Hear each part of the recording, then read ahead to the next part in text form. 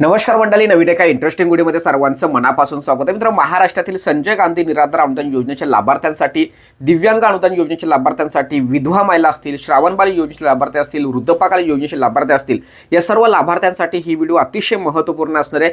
कारण मित्रांनो, लाभार्थ्यांच्या माध्यमातून प्रश्न विचारला जातो की सर, डिसेंबरचा हप्ता आमच्या खात्यामध्ये कधी जमा होणार, त्याचबरोबर नोव्हेंबर महिना असेल किंवा ऑक्टोबर महिना असेल, या दोन्ही महिन्याचे पैसे आमचे आलेले नाहीत, मग आम्हाला पुढील महिन्यामध्ये हे सर्व पैसे एकत्रितपणे मिळणार का? त्याचबरोबर डिसेंबरचा शासन निर्णय कधी निघणार?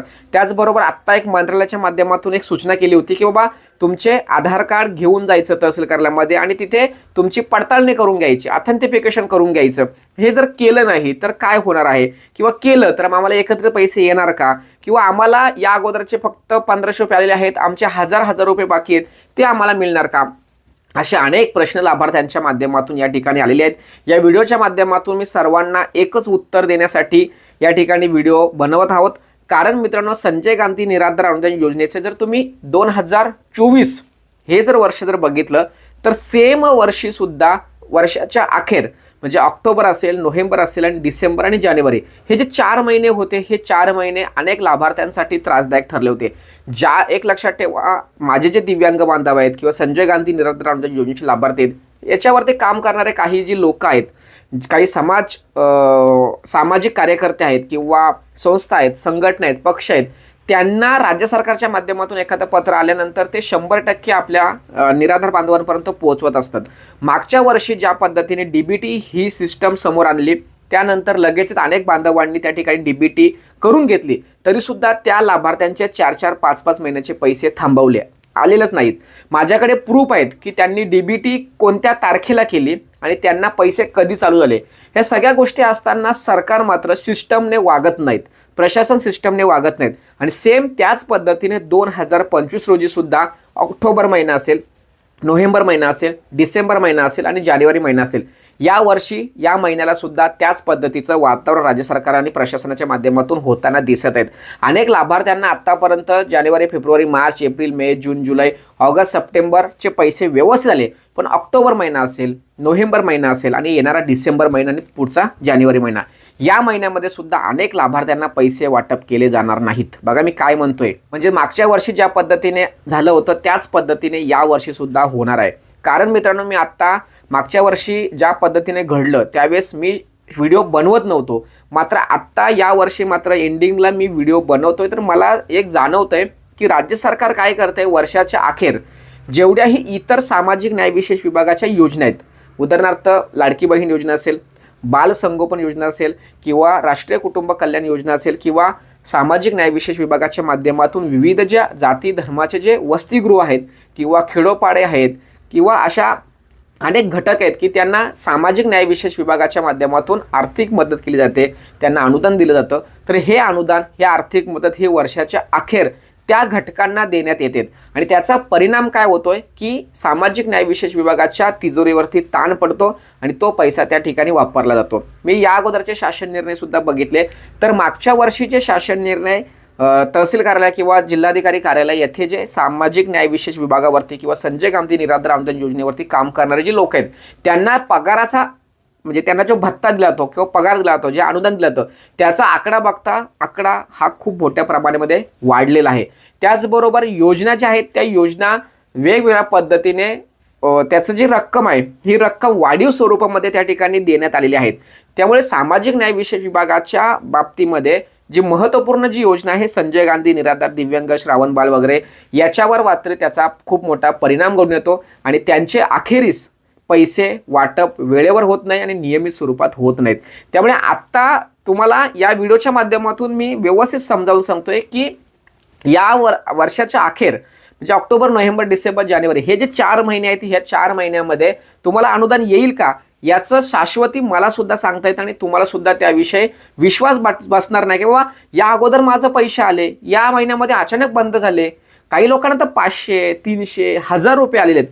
म्हणजे विचार करण्याची गोष्ट आहे. मग या ठिकाणी प्रशासन काय करतंय, शासन काय करतंय? माझं तर या व्हिडिओच्या माध्यमातून शासनाला या अगोदर सुद्धा अनेक मागण्या होत्या की तुम्ही एक असं पोर्टल करा की त्या पोर्टलवरती त्या सामाजिक न्यायविशेष विभागाच्या कोणत्याही लाभार्थ्याला फक्त आधार कार्ड नंबर टाकला की लगेच संपूर्ण डिटेल्स त्याला दिसते. तुम्ही जर शेतकऱ्यांसाठी फार्मर आयडी जर तुमच्याकडे असेल तर तुम्ही त्या ठिकाणी जर स्टेटस जर बघितलं तर त्या ठिकाणी तुम्हाला लगेचच कळतं की बाबा तुमचा आयडी अप्रूव्ह झालाय का, तुमच्यावरती काय काय जे सोसायटीचे कर्ज वगैरे घेतात या सगळ्या गोष्टी तुम्हाला त्या ठिकाणी दिसतात. किंवा पीएम किसान योजना असेल त्या पीएम किसान योजनेच्या संदर्भात सुद्धा तुम्हाला हप्ता का आलेले नाहीत हे सहज पद्धतीने चेक करतात. परंतु त्या वेबसाईट सुद्धा त्या पद्धतीने स्ट्रॉंग आहेत. पण मात्र सामाजिक न्याय विशेष विभागाची जी वेबसाईट आहे त्यावरती OTP येत नाही किंवा जे काही डेटा आहे हा डेटा मॅच होताना दिसत नाही. खूप अडचणी आहेत. या व्हिडिओच्या माध्यमातून शासनाने असं एक पोर्टल तयार करायला पाहिजे की त्या पोर्टलच्या माध्यमातून लाभार्थ्यांना सर्व काही सहज पद्धतीने पाहता येणार आहे. पण सरकार ते करेल का हा अतिशय महत्त्वाचा प्रश्न आहे.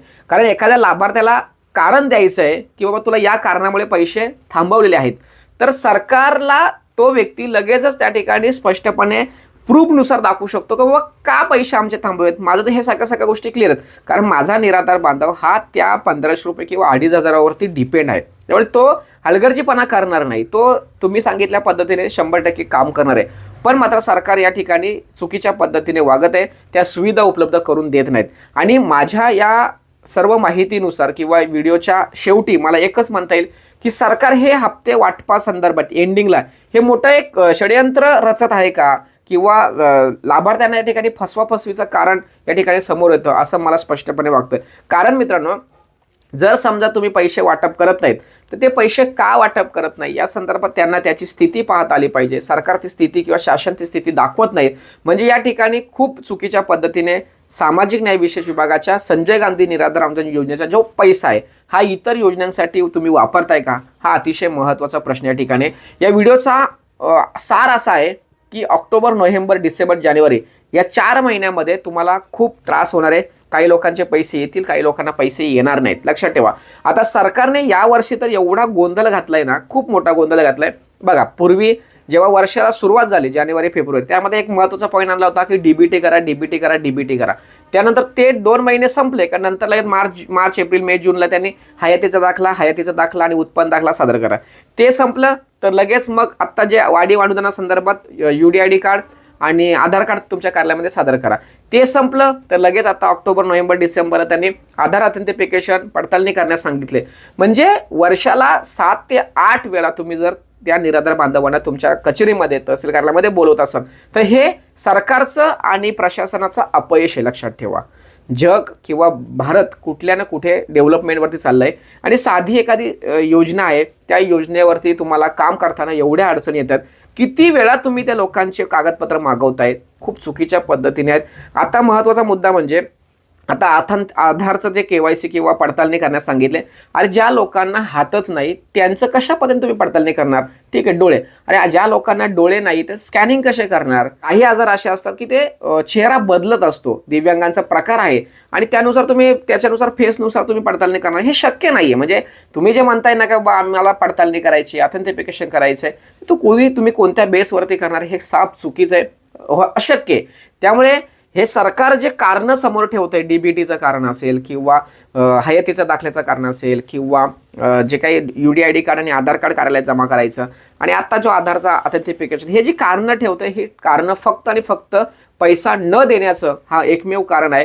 अशा पद्धतीचं मित्रांनो हे सरकार आणि प्रशासन वागत आहे आणि हे कुठे थांबलं पाहिजे यासाठी सर्वांनी एकत्र येऊन आवाज उठवला पाहिजे.